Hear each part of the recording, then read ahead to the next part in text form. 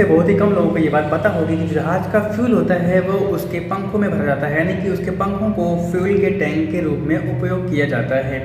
दोस्तों इसके बारे में को जानने के लिए आप वीडियो को लास्ट तक देखिएगा।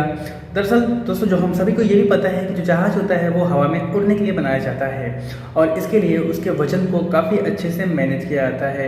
इसीलिए टेक ऑफ और लैंडिंग के टाइम पर यात्रियों को सेफ्टी बेल्ट बांधने को कहा जाता है, जिससे कि यात्री किसी एक तरफ लुढ़के ना। और दोस्तों जो कार्गो होता है उसको बांध कर रखा जाता है। लेकिन ये दोनों चीज़ें ही फ्यूल पर लागू नहीं हो सकती, क्योंकि ना तो हम फ्यूल को बांध सकते हैं और ना ही फ्यूल को सेफ्टी बेल्ट पहना सकते हैं। दोस्तों अगर हम बात करें एक जहाज़ के एवरेज की, तो हम सभी ये भी जानते हैं कि जहाज़ छोटे बड़े होते हैं और इस हिसाब से उनके एवरेज भी अलग अलग होते हैं। लेकिन अगर हम बोइंग 747 की बात करें तो एक बोइंग 747 1 किलोमीटर चलने के लिए 12 लीटर फ्यूल की खपत करता है। दरअसल दोस्तों एक एग्जांपल से समझते हैं। अगर हम मान लेते हैं कि किसी बोइंग 747 को दिल्ली से लंदन नॉन स्टॉप भेजना है, तो सबसे पहले जो दिल्ली से लंदन की डिस्टेंस तय करना होगा वो 6700 यानी कि 6700 किलोमीटर को तय करना पड़ेगा। तो दोस्तों हम 6700 किलोमीटर को 12 से मल्टीप्लाई करते हैं तो होता है 80,400 लीटर।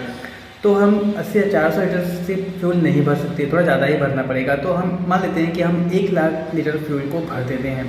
लेकिन अगर हम 1 लाख लीटर फ्यूल को जहाज़ के सिर्फ पिछले हिस्से में भरेंगे तो जहाज़ को टेक ऑफ करने के टाइम पर प्रॉब्लम होगी, और अगर इस फ्यूल को जहाज़ के अगले हिस्से में भरते हैं तो लैंडिंग के टाइम पर इसके क्रैश होने का खतरा बढ़ जाएगा।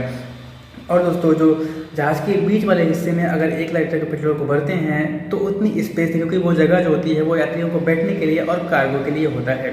तो इसके लिए सबसे सुरक्षित स्थान है जहाज़ का विंग्स यानी कि पंख। तो उसमें इन 1 लाख लीटर फ्यूल को भर दिया जाता है।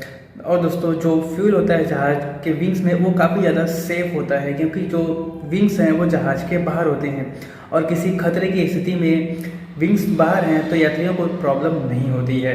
और दोस्तों जो विंग्स होते हैं उनमें फ्यूल भरे जाने का एक बहुत ही अच्छा रीज़न ये भी है, क्योंकि विंग जब ये प्लेन उड़ते हैं हवा में टर्बुलेंस के टाइम पर ये विंग्स जो है वो मुड़ जाते हैं, वो मुड़ने की संभावना रहती है। और क्योंकि वो केबिन से हल्के होते हैं तो ये मुड़ जाते हैं।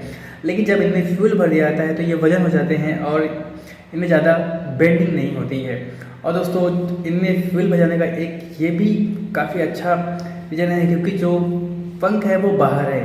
आपात की स्थिति में ये पंख जो है इनमें कुछ होता भी है तो अंदर कोई खतरा नहीं होता है।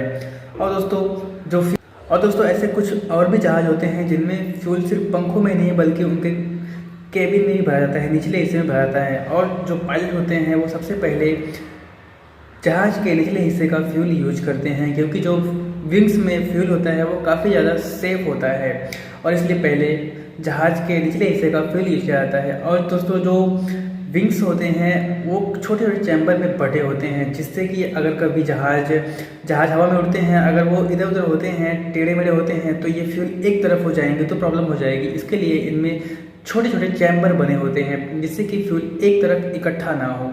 और दोस्तों ऐसे छोटे छोटे जो विंग्स में केबिन होते हैं उनको टाइम टाइम पर इंस्पेक्शन और इनकी मेंटेनेंस की जाती रहती है, ताकि कोई दुर्घटना या फिर कोई भी हानि ना हो। दोस्तों आपको कैसा लगा वीडियो देखकर आप कमेंट बताइएगा और वीडियो करिएगा। Thank you.